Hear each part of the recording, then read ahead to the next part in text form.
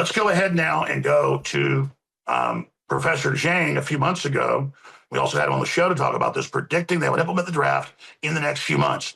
And now we're a few months later, and they're getting ready to do it. He certainly was right there. And then I want to dovetail that back to back with Lindsey Graham in a new documentary excerpts coming out.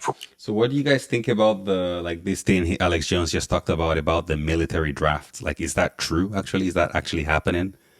Why don't we look that up live right away? Because that is definitely worrisome, if you ask me.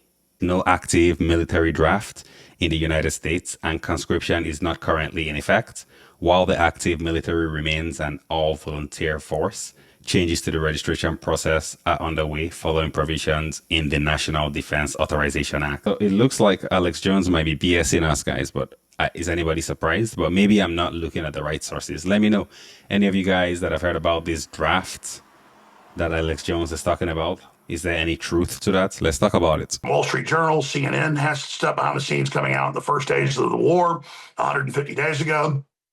Him saying, he thought the uprising would happen and it was going to fall.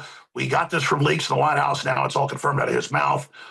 We've also got other Lindsey Graham clips. So let's play 39, 40, and 16. We also have the clip where Trump talks about he just loves to blow stuff up. Lindsey Graham, boy, we sure got him in total war. This is the best thing I ever did. This is truly megalomaniacal.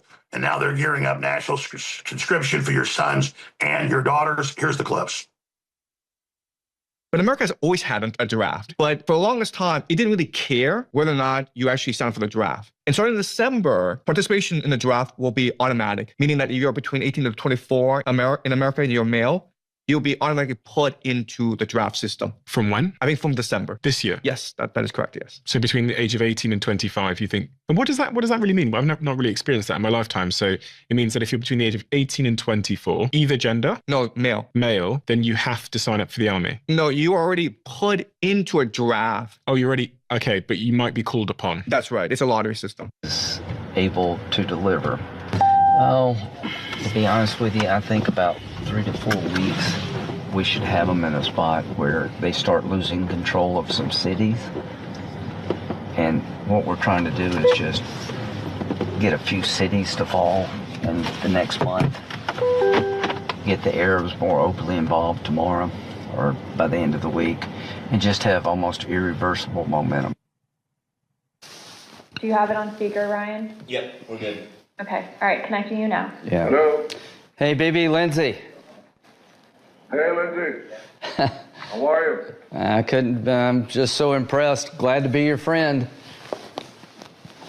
I'm glad you are, my friend.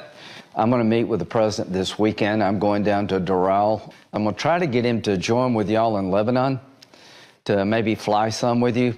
Would you like that? Yeah, I get that. I think you have a point, but I've been thinking about the other side of it for a second. We're concentrating right now on Iran. If we tell Hezbollah that we're going all the way, we threaten them, but if we actually do it, then they have no reason not to go all the way against us.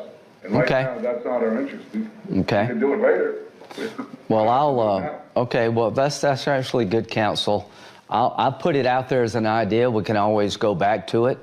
Iran, he's letting this thing slip away. We had him on the ropes, and his indecision is coming back to hurt us. And I got to go talk to him, open up the straits, keep the pressure on, unleash Israel to hurt them, and maybe you'll get a better deal.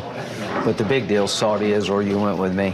That's the big prize, and that can't happen until Israel and Saudi believe Iran can't be an upheaval force, that they have been put in a box. And here's the good news. MBS and Bibi have two things in common. They owe Trump a lot, like Trump, but they're afraid of Trump. And Trump is the first president who doesn't hold back when it comes to Israel. I mean, I think he's going a bit too far, but he will dress Bibi down in a way that no other Republican president has ever done. That gives him some credibility in the Arab world. And I'm going to exploit that this is the party of Trump. And what I'm trying to do is prove that isolationism is an outlier in our party. Yeah. So this was a referendum on isolationism versus Lindsey Graham, MAGA Trump. All right, incredible clips. Let's unpack those. Yeah, so indeed incredible. And I'm going to obviously be quiet so that Alex Jones can unpack it. But I just want to make like an unpopular opinion here. So Lindsey Graham, I believe that's how you say his name. Like, God bless his soul. I believe he passed away unexpectedly. He might have died suddenly at his home. But is it concerning that, like, and I believe he was 71 years old. So we have like these advanced aged individuals that are like warmongers advocating for us on our behalf. But these guys, they've lived out the prime of their lives, right? And you can see that they're at the twilight of their lives. So why do we need to have them making decisions like this about our own futures? Those of us that still hopefully have a couple decades left, right? So it's not in our best interest that we have these conflicts where you can see someone like Lindsey Graham, as well as other people like that. They're really warmongers. They're really advocating for wars.